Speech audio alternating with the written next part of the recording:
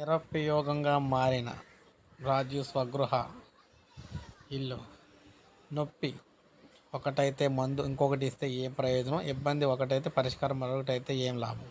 అధికార యంత్రాంగానికి సమస్య తెలుసు, దానికి విరుగుడు తెలుసు. అయినా ఏళ్లుగా నాచుడు ధోరణితో ఎంతో విలువైన నిర్మాణాలు నిరుపయోగంగా మారిపోతూ ఉన్నాయి.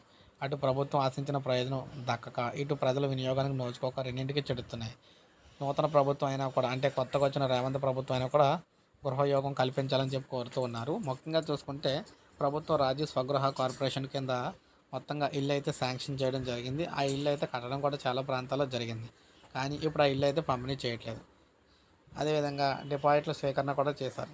నాడు ప్రభుత్వ ఉద్యోగులు మధ్యతరగతి ప్రజల నుంచి ఒక్కో ఇంటికి 3,000 చొప్పున డిపాజిట్ స్వీకరించారు.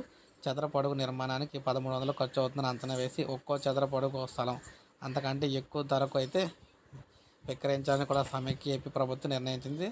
సమయానికి ఇల్లు నిర్మాణాలు పూర్తి చేయకపోవడం పోయింది. దీంతో డిపాజిటర్లను అయితే వెనక్కి అయితే ఇచ్చేశారు. అయితే ఇప్పుడు ఈ రాజు స్వగృహ పేరుతో కట్టిన ఇల్లు తెలంగాణలో, మనం ముఖ్యంగా తెలంగాణ గురించి చెప్పుకుంటున్నాం అనమాట.